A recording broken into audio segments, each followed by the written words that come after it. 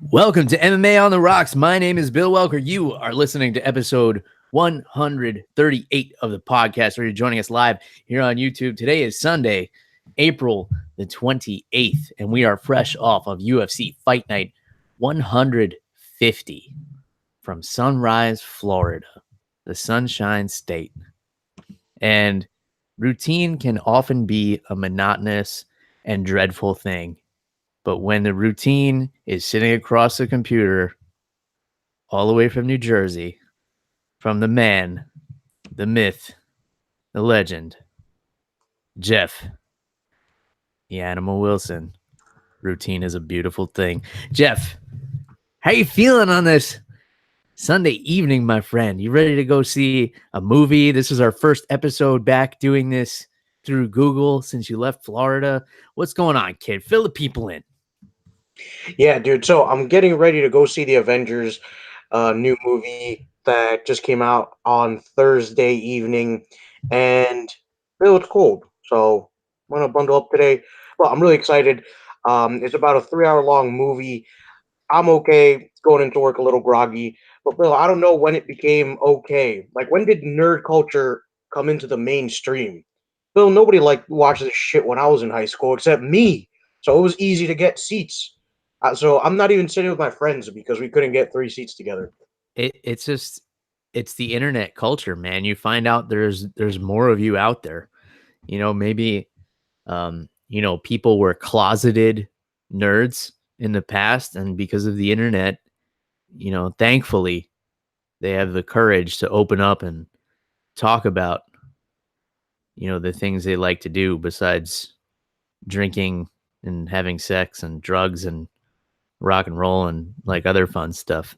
I guess that's the case. The internet's really given people that kind of courage, Jeff. And I don't know what the Avengers are. I know it's superhero stuff. I hate to give you a spoiler, Jeff, but the good guys win. Good, because that's not what happened in the last movie, Bill.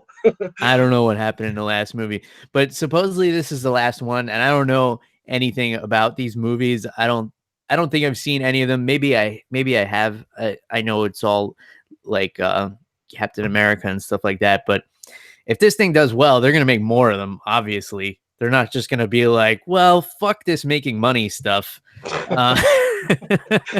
This movie's going to make like $1 trillion, and they're going to be like, well, I guess we got to find a way to make a last Avengers.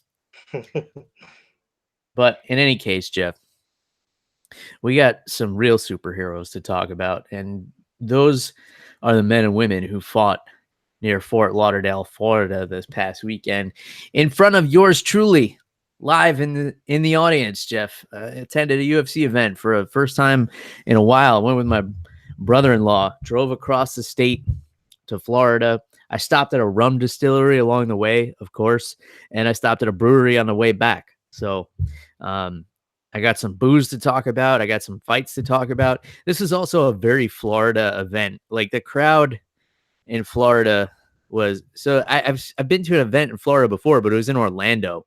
So Orlando is like all transplants, but like Fort Lauderdale, you got some Florida natives there. And I don't know if you saw this trend, Jeff, about the Florida man stuff, where you type Florida man in your birthday and then some crazy news story pops up. That's because there's some crazy fucking people living in Florida, Jeff. And a lot of them were at this event. So it started with the guy who was checking the ticket. So I'm walking to my seat. It's dark in there. The show's already started. I don't want to try and find my seat. So I was like, hey, buddy, can you help me out? And my ticket's on my phone. So I give him my phone, and he looks at it. And you know how, like, when you hand him a ticket, they have the little flashlight?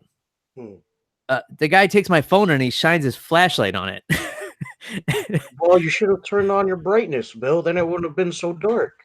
The brightness was fine, Jeff. So now he's got his flashlight reflecting off the screen, so he can't see it. And then he points in the opposite direction. He's like, you got to go over here. I'm like, no, I came in the right section. I'm right here. I'm like, turn the flashlight off so you can look at the screen and help me find my seat. I'm trying to sit down before Jim Miller fights.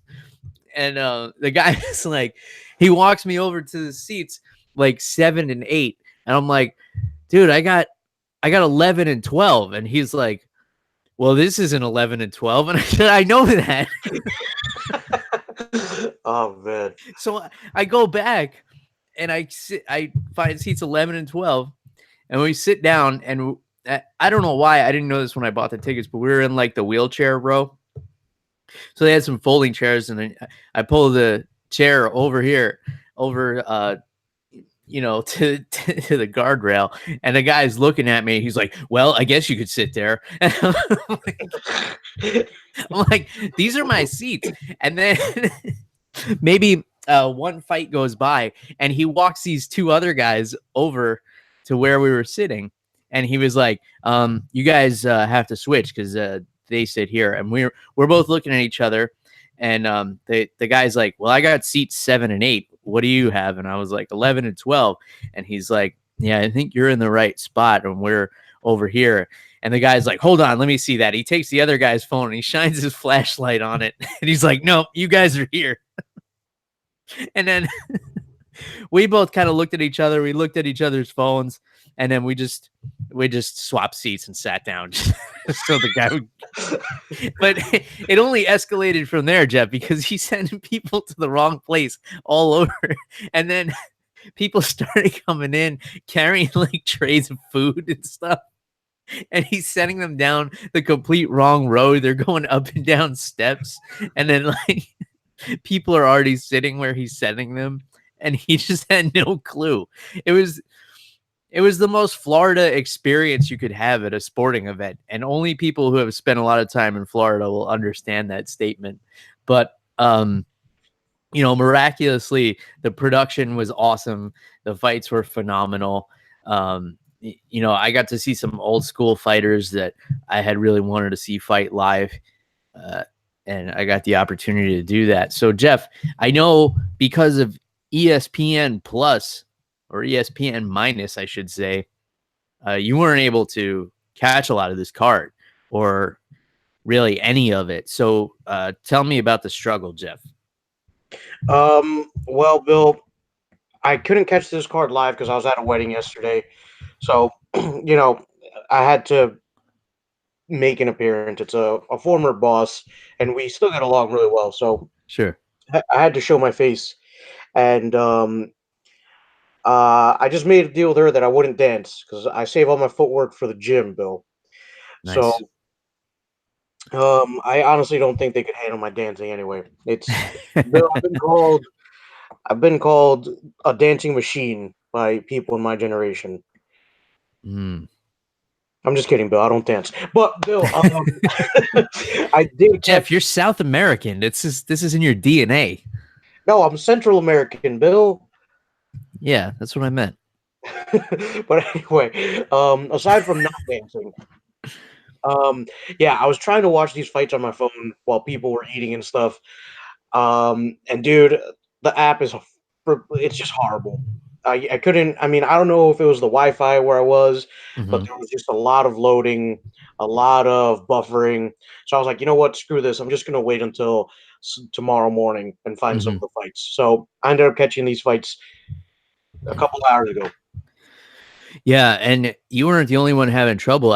From what I heard, I had a couple of people texting me and reaching out on Twitter and letting me know the issues with it, because I've been very vocal about the fact that ESPN has to get this shit together. Like it's unacceptable that they have this huge platform with this huge budget and they can't get this thing straightened out. I'm pretty positive that they're not having these issues with the streaming of Major League Baseball or the NFL or anything like that. So they got to get this shit together. People were reaching out to me and saying the audio was like 20 seconds ahead. So you're watching the fights and you're hearing them talk about what's happening in the future. Not a great experience for a live sporting event. So I feel like a broken record, but hey, ESPN, let's get your fucking shit together. If you want to charge more money, like charge me $10 a month. I don't care. $5 a month is great. It's a great price, but let's get this thing working. Don't charge any money if it's not going to work. Let people figure out another way to watch it so you figure this shit out, and then charge us whatever. Charge me $20 a month. If you're guaranteeing it's going to work, especially now, this is the only way to order the pay-per-views. So until they straighten this out, they're going to see a big dip in the numbers, Jeff, because obviously with the last pay-per-view, you can't log into the app, you can't order the pay-per-view, nothing works. This is a failing business model. I'm no expert on business, but when you're selling something that doesn't work, people aren't going to want to buy it. I mean, this is basic economics. But what do I know? I don't work for the worldwide leader in sports, but maybe I should. If you guys need a consultant, reach out to me. It's at MMA on the Rocks on social media. Maybe I'll respond. Maybe it'll be on a tape delay, like your fucking videos. So what did you catch, Jeff? So, I know what I can go over with you and what I have to fill in the blanks on here. So Bill, I was trying to catch as much as I could. When I got home last night, I got home in time for the main event, which I just ended up streaming by not the most legal means, but it was working better than ESPN Plus. Yeah. So I watched that live this morning. I watched the co-main event, the Mike Perry fight that you told me to watch, Glover Teixeira's fight, bits and pieces of Corey Sandhagen and John Lineker. Okay. And what was the other one? Gilbert Burns versus Mike Davis on the prelims. Okay, so you actually saw a pretty good amount. I'm going to give you some others that you need to try and find later in the week. But let's start at the top, and let's start with the fights that you did catch. So the main event, middleweight contest. This was not the contest it was supposed to be. We were supposed to get Yoel Romero versus Paulo Costa. Costa pulled out, and then he's having trouble with the New York State Athletic Commission, maybe a drug test, maybe it's stomach medication. Who really knows? Until we have the truth, I don't really care to speak on it. Then Yoel Romero gets Jacare Souza to step in, and this is a rematch of what was a very close fight, or it was going to be a rematch of what was a very close fight that I actually thought Jacare won the first fight. Then we don't get that fight because Yoel Romero pulls out. So Jack Hermansson steps up on 2 weeks' notice, I believe, maybe 3 weeks after fighting not even a month ago. And he steps up for a 5-round fight. So you got to respect Jack Hermansson here. And he gets in there with Jacare, who, has always been just a hair away from fighting for that UFC title. Former Strikeforce middleweight champion. One of the greats, one of the most, aggressive jiu-jitsu fighters to ever compete in MMA. And I'm torn after this one, Jeff. It was an outstanding fight. The energy was awesome in the arena for this one, even though it died down significantly due to the co-main event. And I don't even want to get into who was fighting on the co-main event, but I'll tell you what happened within the arena and the experience there. I'm torn after this one, Jeff, because I'm excited for Jack Hermansson. I think he's a really awesome prospect. I've been telling people about him for a long time. I don't think he's gotten the attention he's deserved until now, and now he's finally going to get it because he defeated a top contender like Jacare. And on the other hand, the reason I'm torn, Jeff, is because Jacare, who I believe is 38 or 39 now, those title dreams are looking smaller and smaller chance of being realized. Like he has a smaller and smaller chance of realizing them. So I don't really know how to feel at the end of this, but I know as a whole, I felt definitely satisfied with the live event of Fight Night 150. So give me your thoughts on this main event, Jeff. Bill, this main event was really fun to watch.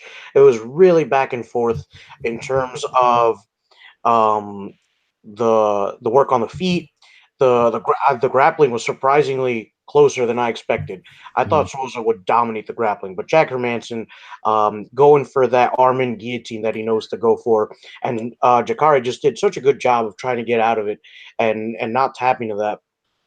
And Hermansson displayed everything, man. He showed his ground and pound. He showed his grappling game against a top level black belt, multiple time world champion in jiu-jitsu, and his striking was really on point, man. He was keeping his strikes tight, short.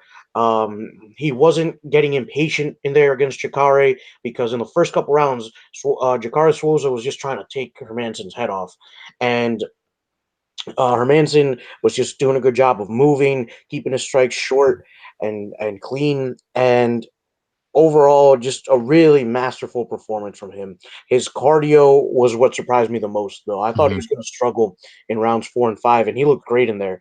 The only round I saw him losing was probably round 3.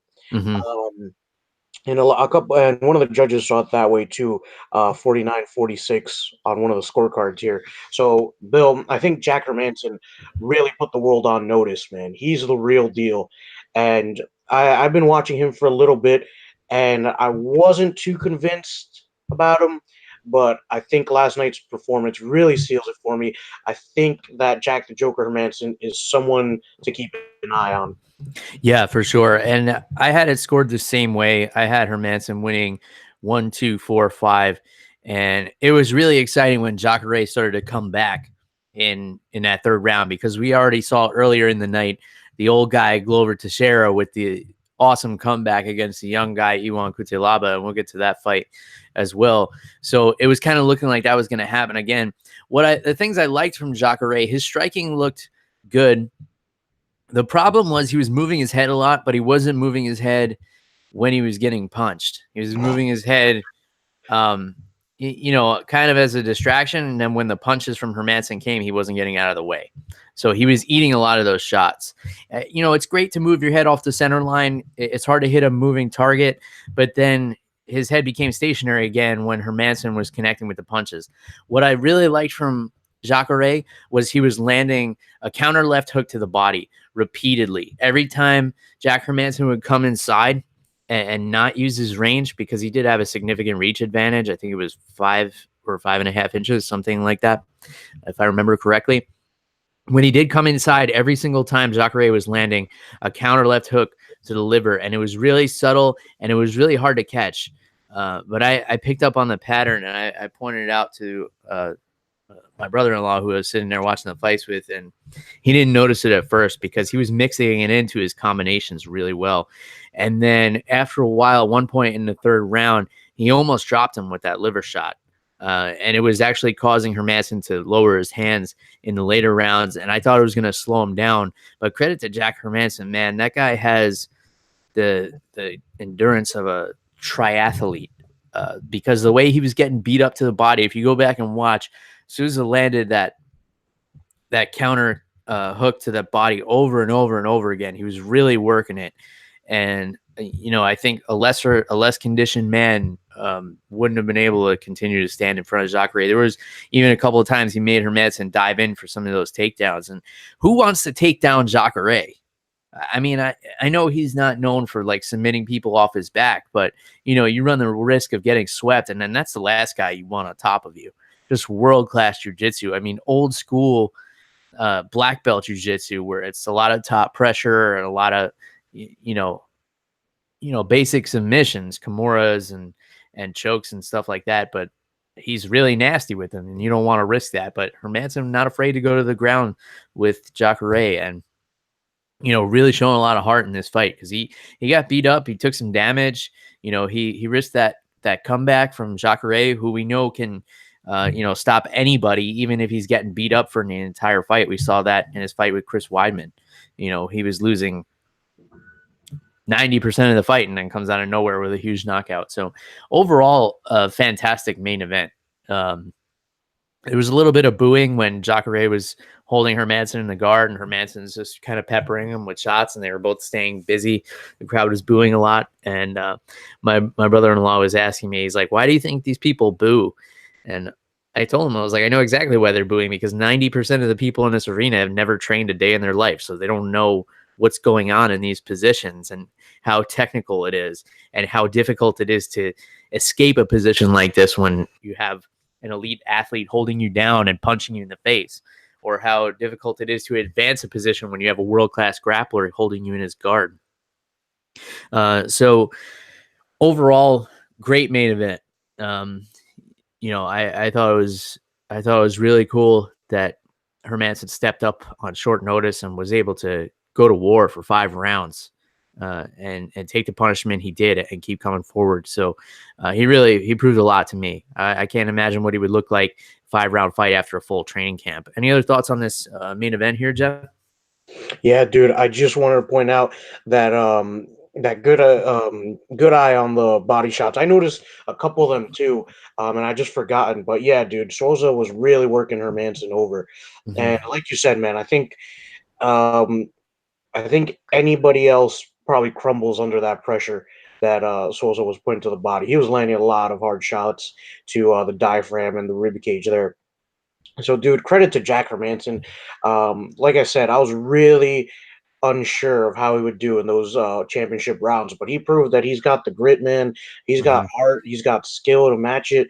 I mean, just overall, really exciting fighter to watch.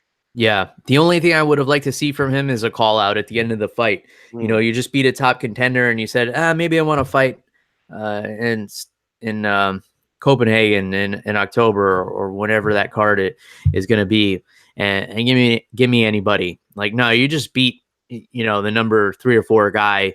You need to call out Yoel Romero, call out Robert Whitaker, call out Israel Adesanya. You got to cut that promo right there because you're not a well-known guy. mm. This is a card that a lot of people probably gave up trying to watch because of the issues with the app. You got to, make your voice heard so it ends up in that highlight reel. Um, so that was the only thing that I would have liked to see from Hermansson, but I'm really excited to see him get back in there. As for the co-main event, which was not very eventful, Jeff, I don't even want to get into who was fighting on this one, but I will tell you what happened within the arena. So after the Mike Perry and Cowboy Oliveira fight, which was phenomenal, well-deserving fight of the night. That fight was insane from the walkouts to the ending interview. And the whole place was just on fire after this fight. And then it just kind of died down. When the next fighter started to walk out, you saw everybody get up from their seats, go to the bathroom, go get a beer. Um, you saw a can topple over for a guy who doesn't deserve to be in the position that he's in, and that's not his fault. I know he's there because people are trying to pay the bills and make money and get him on ESPN and everything like that. And you heard a lot of boos, and I don't know what the broadcast was like because I didn't see it, but I know I did see film crews filming B-roll. So B-roll would be just candid footage of the crowd and stuff going crazy. And my feeling is that they were using that footage to edit into or edit around footage of the main event to not show that the arena had kind of emptied out, because there were a lot of empty seats during this co-main event. And I don't even want to get too into it because I just don't think certain people are deserving of the credit here. But those were the vibes in the arena, and it was eerie, and it was kind of cool to see that everybody was kind of on the same page about this. And there were a lot of complaints from hardcore fans about the placement on the card. I mean, you have some UFC veterans on here. I mean, you had Andrei Arlovski on the prelims. You had Jim Miller on the early prelims. You had Glover Teixeira. You had Mike Perry and Cowboy Oliveira, who set the arena on fire. Easily could have been the co-main event. And, the UFC got it wrong here. And that's all I'll say about it. But let's get into the Mike Perry Cowboy Oliveira fight, Jeff, because I want to set the scene for you. So Mike Perry comes out. I forget what it was, some rap song, and he came out with so much energy, and he's singing along, and he's high-fiving the crowd, and he gets into the cage. And then Cowboy Oliveira comes out to some maybe you know the song, Jeff. I'm not too big on the contemporary music, but it was some song in Portuguese, and it had like a great rhythm and a great beat. And he comes out, and then I noticed Mike Perry starts dancing inside the octagon, and he was just like really busting moves hard. So I started recording it, And I posted on Twitter for those of you who weren't able to see this on the broadcast, because I don't know if they were showing him, because usually when one fighter is walking out, they're not showing the guy that's in the cage. But Perry was going full blown dance off. And then once Cowboy Oliveira got to the check-in square where the referee checks him and he says goodbye to his coaches and everything like that, then he started dancing. So then the two of them were going back and forth. They had like a fucking dance off before the fight was going, and the crowd was going crazy. This was when everybody was in their seats or out of their seats, and you know, they were clapping along, and you could just tell there was an awesome energy between these two. You could tell there was a lot of respect before the fight started, and then the fight happened, and that was the real fireworks, because these two went to fucking war. They went nonstop for 15 minutes. It was awesome action, beginning to end, and a very deserving unanimous decision victory for Mike Perry. So, Jeff, fill me in on what happened on the broadcast side before the fight, and then what were your thoughts on the fight itself? Yeah, so it was just Oliveira's walkout. The only time I saw Mike Perry dancing was actually the video you posted, Bill. But Perry was getting down, dude. I dig it. So, like you said, a lot of respect between these two guys.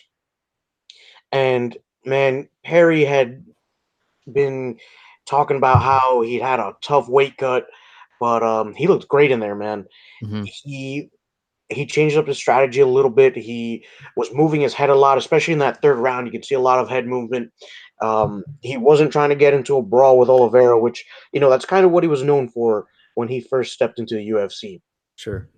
And they were grappling with each other a little bit, man. In that first round, Perry had some very good positions on him, on Oliveira, and was getting out of half guard, transitioning really well, had Oliveira pinned up against the cage. So I think we saw a lot of dimensions to Mike Perry last night. Mm-hmm. He picked up Oliveira and slammed him at one point. Dude, this overall was just a really good fight. At one point, Oliveira picked up Perry and tried to slam him. So just overall, it was so back and forth. I don't think either guy loses any stock. I think, if anything, both of their stocks rise, man. Alex Oliveira is always an exciting fighter to watch, and Mike Perry is no slouch either. So it's cool to see Mike Perry gain some wins together. And I really liked his call out, man. He's ready for someone in that top spot. Called out, what's his face? Darren Till. So really, I'd love to see them get it on, Bill. What do you think? Do you think Darren Till's next for Mike Perry? Yeah, I mean, Till's on a 2-fight winning streak. Perry has now won 2 of his last 5 or something like that. But he's a draw. It's undeniable. I mean, like I said, he set the arena on fire last night. And granted, it's near his hometown. You know, he grew up in Florida. He's from Michigan, but he's as Florida as it gets. You know, if you looked up Florida man, you'd see a lot of Mike Perry's in your newsfeed. But yeah, it was interesting. It was we saw a great strategy from Mike Perry. Like you said, great head movement, which was awesome. He wasn't just going in there throwing bombs. He had some great short elbows that really rocked Cowboy up against the cage. And that one slam that I think was in the second round, he basically threw, he was in on like a single, and he threw Cowboy up like towards the ceiling. And then he stumbled backwards and fell back. He just kind of like tried to chuck him up into the air. Like it was like, you know, like when you're a kid and you try to give somebody a boost over a chain link fence, and they like you hold your fingers together and they come and jump on your fingers and you try and throw them over the fence and it never works. That's kind of what it looked like when Mike Perry was trying to do that. I don't know what the takedown was. It was like a high crotch into just like a launch pad where he tried to throw him through the roof of the arena, and then he fell backwards. It was just, man, start to finish, it was a really entertaining fight. But here's the thing about it is, I heard some analysts that I respect greatly talk about this fight, breaking it down and say like, Mike Perry's really gonna have to worry about the takedown from Cowboy from Oliveira, and I really think people were confusing him with Charles Oliveira, who is, you know, fought at featherweight and lightweight and was definitely not fighting Mike Perry last night.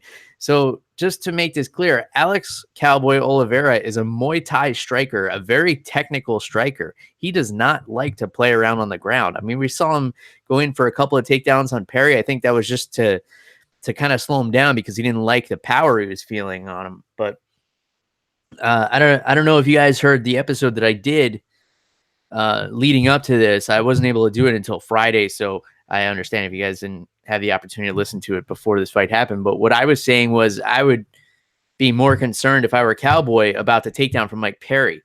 And that's what we saw. We saw Mike Perry making Cowboy carry his weight a lot, holding him up against the cage. It was great strategy, great game plan. He really sucked the life out of him. And that's why he was able to rock him a couple of times. But yeah, Alex Oliveira has some grappling, but he's not, you guys are stereotyping out there. Just because he's Brazilian doesn't mean, he wants his fight to go to the ground. That's racist, guys. Stop that shit.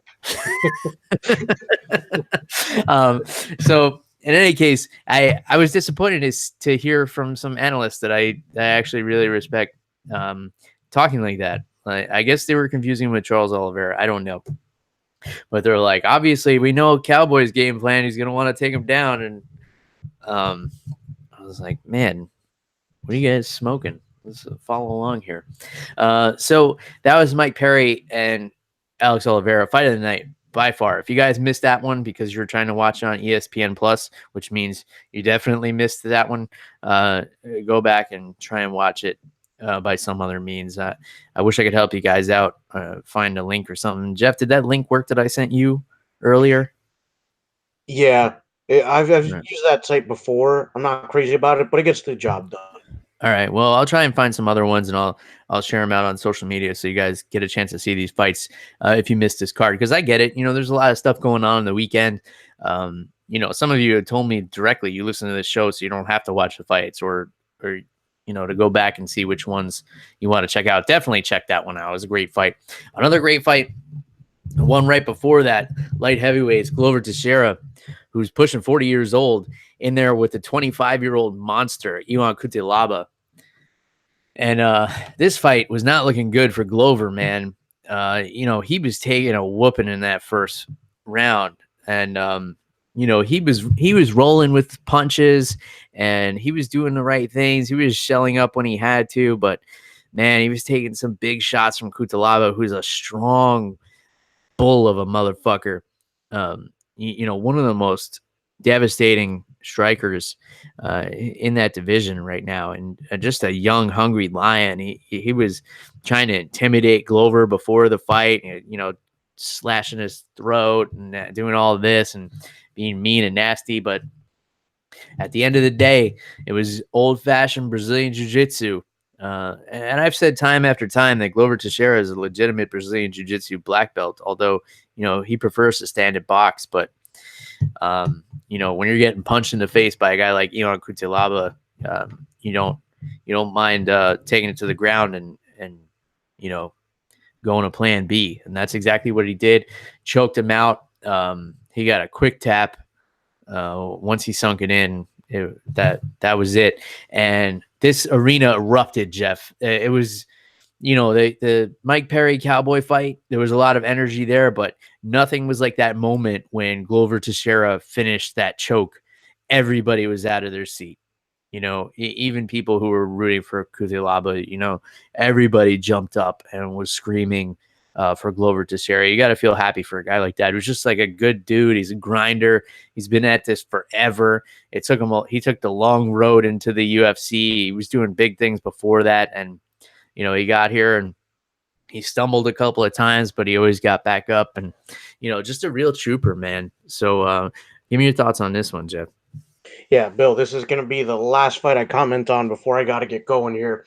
But I'm glad because, dude, this fight was ridiculous, man. Cutelaba went in there angry. He went in there looking to make a name off of Glover Teixeira here and just throwing really big shots. Everything he was throwing had a lot of power behind it.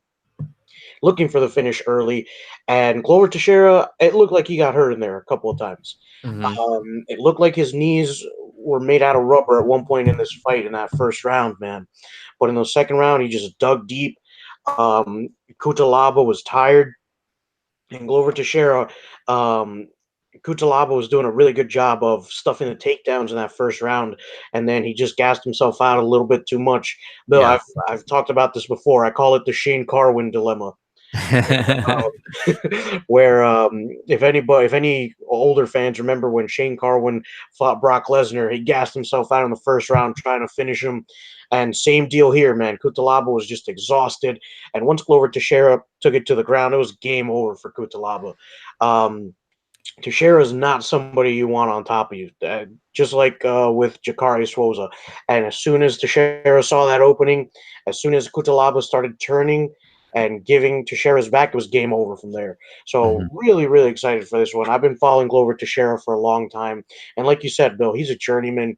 He's had to grind his way up to where he is, and good to see that. Even pushing 40, he's still, still taking out these young bucks, Bill. Yeah, that's right. And he called out he wants a rematch with Corey Anderson. He said he wasn't prepared for that. He was preparing to fight Alir Latifi, and it was last minute. But he also said no excuses. He just wants the rematch. So I like that fight. I think it's a good call out too. So great performance by Glover Teixeira. Jeff, you got anything else you want to get off your chest before you take off and go watch some superheroes save the universe or whatever it is they're saving? Um, Just one last thing, dude. This this one fight on the prelim card here, Gilbert Burns versus Mike Davis. Go watch it because Gilbert Burns is just tearing up this division, man. He dropped down from welterweight, I believe, and Mhm. I don't think he's looked back since, man. Really was giving Mike Davis a lot of trouble. Mike Davis is I believe he was a high level wrestler in college. The stand up, Mike Davis was looking a little, pretty even, but as soon as it went to the ground, Gilbert Burns took over from there. So definitely go back and watch that one if you haven't seen it already. So, Bill, I hate to do this to you, but I got to run. So, Bill, thanks for letting me know about which fights to go back and watch this morning. So, everybody at home, I apologize. I have to run out on you guys like this, but if you need to reach me and scold me and be mad at me, you can do it at animal_Wilson on Twitter and soon Instagram. I just want to watch this movie because people keep spoiling it on Instagram. So after I watch Uh, this movie, I can make an Instagram for you, Bill. yeah, And well, keep the it's the show last on the road. one. It's so you'll have nothing to worry about after this one's done. All right, Jeff, I'll take it from here. We'll see you next week for sure. We'll get you back on. We'll do a full episode. So go enjoy that movie. I'll expect a full breakdown next week, or maybe I'll let you talk about it for 30 seconds. All right, Bill. Sounds good. Peace. All right, guys, you're stuck with me for the rest of the episode. I'm going to go through the rest of this card here, which we had some really solid fights. I'll keep going down the list here. We had Corey Sandhagen and John Lineker. This was a split decision in favor of Corey Sandhagen. Now, Sandhagen was probably a little bit busier, but man, Lineker landed the bigger shots. He did a lot more damage. I think myself and the entire arena thought that Lineker was going to easily walk away with this decision. He even had Corey Sandhagen locked up in a tight guillotine with 15 seconds left. Wasn't able to finish it. Now, he made a common mistake with the guillotine. He stretched himself all the way out. And you guys have heard me talk about this a couple of times. The proper way to finish a guillotine is to actually crunch down and put pressure down with your chin and your upper body, and then pull in with your arms. When you stretch your back out, like the way Lineker was doing, you're actually taking pressure off of the neck, which is why Corey Sandhagen was able to withstand that one. Not to say that he wouldn't be able to withstand it if the proper pressure had been applied. Corey Sandhagen's a tough motherfucker, but just not proper technique. But before that, he had rocked him, put him down, and he easily won that third round. This was a tough one, man. I mean, Corey Sandhagen wasn't even able to do his post-fight interview. I couldn't hear a word he said in the arena because everybody was booing so loudly. And you feel bad for him because it's not his fault if the judges fucked up. He's just trying to, he's just trying to do his job and call somebody out or whatever it was that he said. Maybe you guys heard it. I haven't been able to go back and watch these fights yet either because I just got back from driving from Fort Lauderdale right before we started recording this episode. So, Yeah, I mean, good for Corey Sandhagen coming away with a win over John Lineker. That's a big deal for him. Lineker was up there. Nobody really wants to fight him because he hits so fucking hard. And Sandhagen was in there. He took some big shots from him. He got rocked a couple of times, but maybe he had a little bit more volume, and that's what got him the nod from the judges.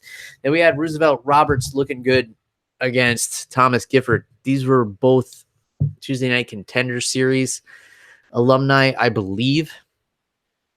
And it was an interesting fight because Thomas Gifford has an unorthodox guard and unorthodox stand-up, and he's been able to catch people a lot in his career. Roberts was just super patient.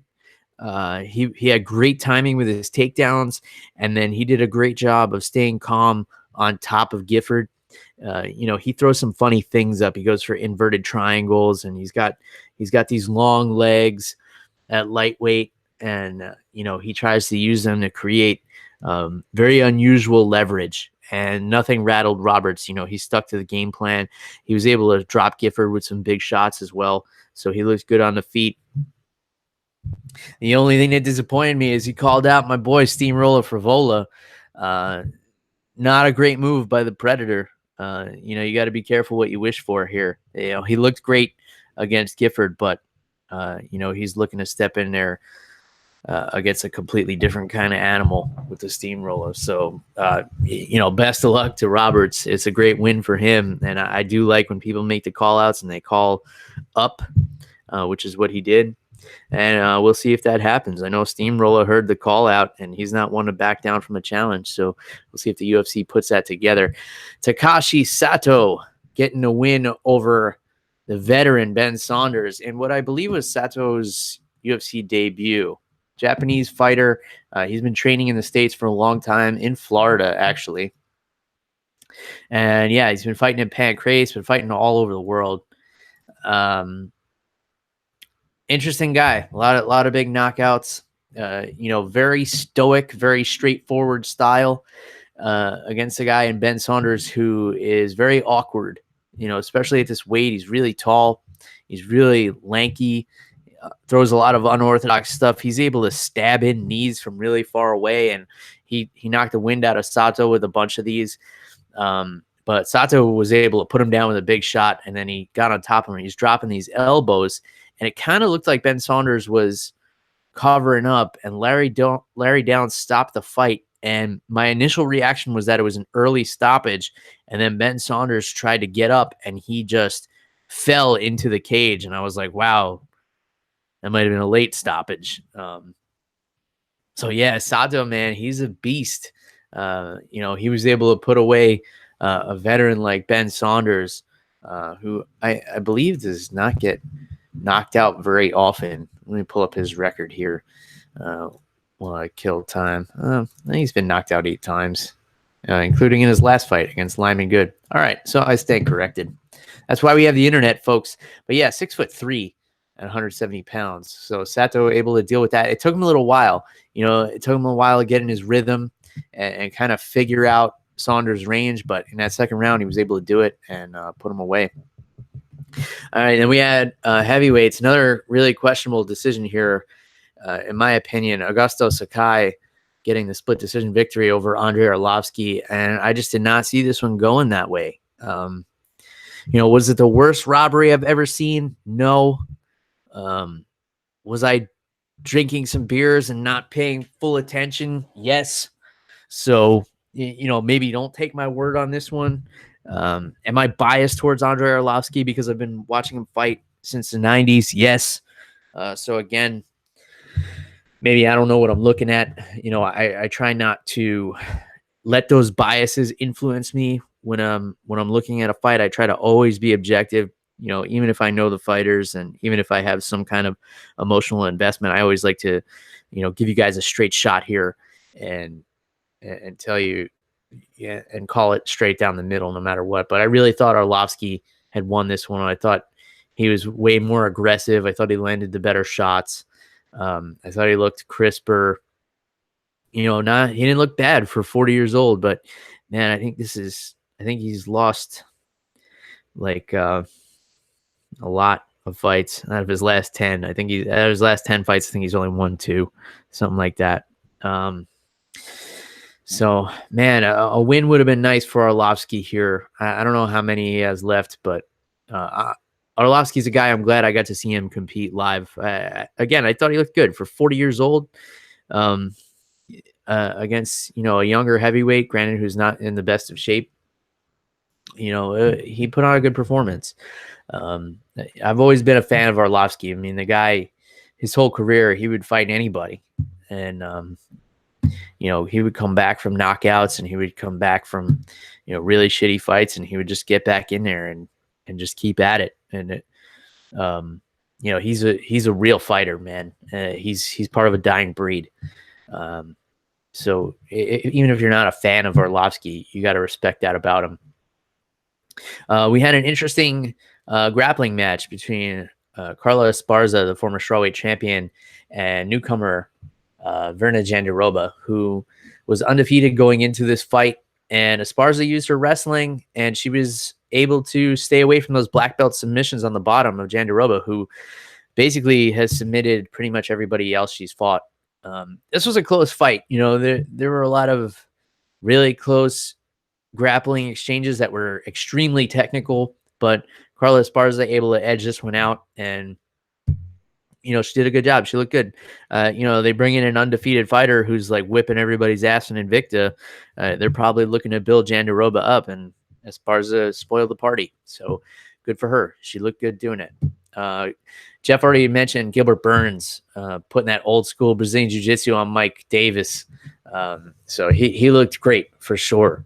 And he wants to get back in there. He's excited. He thinks, he's worked out some personal issues he was going through or something. I forget what the story was. It seems like a long time ago this fight took place, but Gilbert Burns looked nasty in there. I mean, he was on Mike Davis's back, and Davis was able to defend really well for a long time, but man, he wasn't doing anything to get his back on the mat. He's kind of letting Burns just kind of work on his back, and it's just a matter of time. When you let a black belt like Gilbert Burns, who was, I think, 4-time Brazilian Jiu-Jitsu world champion. So, you let that guy stay on your back long enough, bad things are going to happen. Same thing if you let Jim Miller on your back. So Jim Miller on the early prelims, and I was so glad I was able to get into the arena to catch his fight, because Jim Miller's another guy who I have a lot of respect for. I wouldn't use the word fan, but man, this guy is just a grinder. He's a real fighter. He would get in there with anybody. He's been around forever. I think he's up there on the most UFC fights of all time. He's up there on the list of most wins, most finishes, all this stuff, just because he's a fucking warrior, man. You got to respect Jim Miller. And after all he's done in the UFC, he still gets in there and hit. They say, we need you to fight this young kid on the early prelims. And he's like, time and place, let me know. I'll come. And then he chokes the guy out in the first round. And he got himself a bonus in the process, I believe. So great job, Jim Miller. That was an exciting one, too. There weren't a lot of people in the arena yet, but I think people were really happy. It really kind of set the tone for the rest of the card. Angela Hill getting the unanimous decision over Jody Esquibel, who just, couldn't close the distance. It was the story of that fight. Angela Hill was able to keep her at bay, and, she looked good there. That was a close fight. And then same thing with Diego Lima getting a split decision victory over Court McGee. I wasn't able to catch that one, but I saw some highlights. Looked like a really close fight. So, man, a lot of crazy shit happened on this card. And then pretty cool story. I was sitting there sometime around the co-main event, and I see this lumbering, bald-looking figure walking towards me, and it was Alexei Olenek. So, I grabbed him and asked him for a picture, and he's like deceivingly large. This guy has fought as low as middleweight, and I was able to like put my arm around him, and I was like, yeah, he doesn't seem like he's that big. And then I looked at the picture, and I saw his fist is the size of my fucking head, and I was like, man, this guy could probably strangle me with one hand, like close his fist around my neck. And I don't have a small neck, folks. For those of you who know me personally, I'm not a small neck guy, but Olenek is a big-handed motherfucker, big old head, nice guy too. So I was glad I got to meet him. And from coming off a knockout loss just a week ago in Russia, he looked pretty damn good. You know, he had a nice sparkly white shirt on. But I guess when you're a bad motherfucker like that, you can wear whatever you want. So I'll tell you guys about the actual trip to Fort Lauderdale. So driving across the state of Florida, for those of you who don't know, if you're not a regular listener, I live in the Tampa Bay area. I live just outside of Tampa, actually, a town called Safety Harbor. And driving across the state of Florida is an experience. It's like the movie The Shining, you know? You're tested by your own imagination because there's just nothing going on. The drive from here to Fort Lauderdale, you got to drive a highway they call Alligator Alley, which, you know, you can pull over, and there's like canals and stuff, and you can get out, and there's viewing areas. You go see some alligators and stuff like that. And then there's another more scenic route that takes a little bit longer, where you'll see alligators like on the side of the road and stuff like that. So I took the highway, the new Alligator Alley, they call it. There's the old and the new.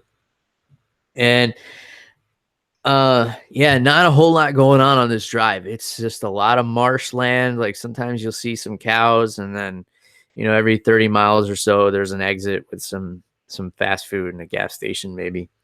But one thing I did find in between here at Fort Lauderdale, actually, you guys know me. I'll always sniff out booze if they're nearby. So I'm on the Alligator Alley Highway, and right off it, on the way to Fort Lauderdale, is a town called Punta Gorda. Not to be confused with Puta Gorda. For those of you who speak Spanish, you may get that one. So don't confuse those, and definitely don't ever say that to anybody you like, because they will not take it kindly. So Punta Gorda, which means fat point, I believe. Like I said, like I told you guys on the Friday episode, my Spanish is very rusty, but fat point, I believe, Punta Gorda. So found a rum distillery. It's called Alligator Bay. All right, so mom and pop style rum distillery. Actually, I believe it's a mother and her two sons who started it. I got there around 3 p.m. on Friday, so they were like in the middle of their last tour. So I caught the tail end of the tour, which, you know, luckily was just in time for the tasting. And they have some solid rums there. You know, they do it everything by hand, so it's all like organic ingredients. A lot of rums, you know, your mainstream spiced rums and stuff, they have a lot of additives and preservatives and corn syrup and a lot of garbage in them that make them taste good and make them taste really sweet. And that's why they're able to mass produce them and sell them for so cheap. But these guys, Alligator Bay, for those of you watching on YouTube, I'm holding up the bottle here of the dark chocolate flavored rum, which I thought it was just dark rum. I didn't realize it was chocolate. And I'm sitting here drinking it before I get Jeff on the phone, and I'm like, wow, I'm really getting a lot of chocolate notes on here, thinking I have such a sophisticated palate, which I definitely don't. I know sometimes I may sound like I do, but I just like booze, guys. If I like it, I tell you about it. If I don't, I tend not to mention it, except for that UFC edition rum. I had to tell you that was disgusting, but I didn't want you guys to think I wouldn't try it because it's UFC edition, and you know, this is a UFC MMA podcast after all, so I had to try that one. So yeah, chocolate flavored dark rum. It's actually really nice. Nice sipping rum. It's got a spice up front, like clove and a little bit peppery. They had some other good ones too. They had their spiced rum. It tasted like a lot of orange up front. It almost tasted like a cocktail, and we were just sipping them neat out of the little plastic shot glasses they give you for tastings and stuff. They won some awards. It's a small operation there. Like I said, I think it's a mother and her two sons, and they do everything there. They do the distilling, the bottling, the labeling, the aging. They had the barrels in there in the humidity controlled rooms and stuff. And it's just, a small warehouse on the side of the road. They got a dog running around the place. So if you ever have to make the miserable drive from the west coast of Florida to the east coast of Florida, it's definitely a cool spot to check out. And then I went into the town of Punta Gorda and had lunch before I continued on to Fort Lauderdale. So that was a cool stop. And then on the way back, I stopped a little bit closer to home. So it's about, 3.5, 4 hour drive total if there's no traffic. So I stopped about an hour short of home in Sarasota, Florida, big spring break locale down there. And there's a brewery I've talked to you guys about before called Cayusa. And I had been there before. Now I'm getting the name of this brewery wrong. And I'm going to look it up because I don't want to get the name wrong again. Let's see. Sarasota Brewery. And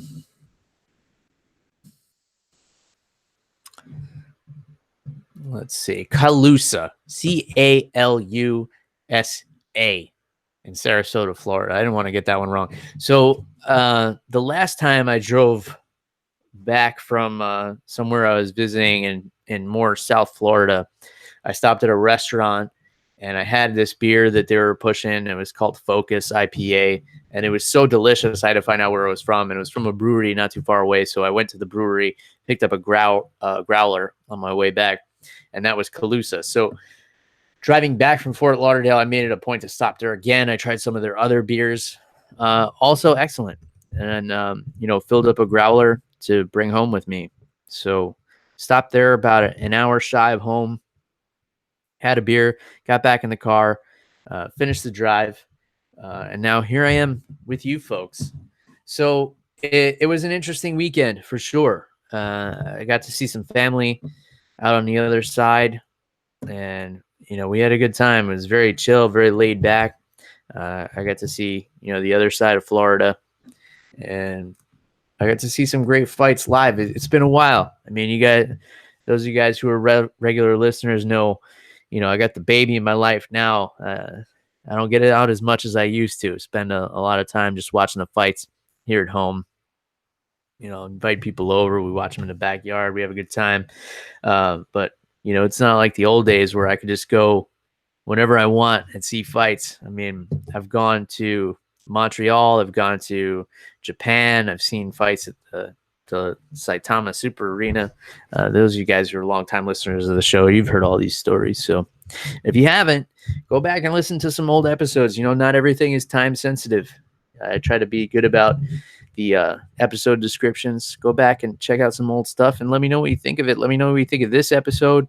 Let me know, what you think we should do differently, or any feedback or suggestions are always welcome, as well as reviews. The reviews really do help, guys. It helps other people find the show, and we can keep building this community of booze and violence. So let me know what you guys are thinking and drinking out there. I'm always curious about that. I appreciate everybody who reaches out on social media and lets me know, what you're sipping on during the fights. I got some of you drinking natty ice out there watching these fights. I like hearing, what you guys choose to drink during the fights. If you choose to drink, a lot of you reach out and tell me you like drinking water, and that's fine. if alcohol is not your thing, you're still a welcome member of the MMA on the Rocks community. In any case, folks, I just got done driving 4 hours. I got some rum here with my name on it. I got a growler of beer in the fridge. Maybe I'll tackle them both. Maybe neither of them. Maybe I'll just watch a movie and go to bed. It's been a long weekend, folks. So with that, I'm going to sign off. But reach out to me on social media and let me know what you guys are thinking out there. Again, suggestions, recommendations, improvements, always welcome. So reach out. Love engaging with you guys. So until next time, cheers, everybody. Goodbye.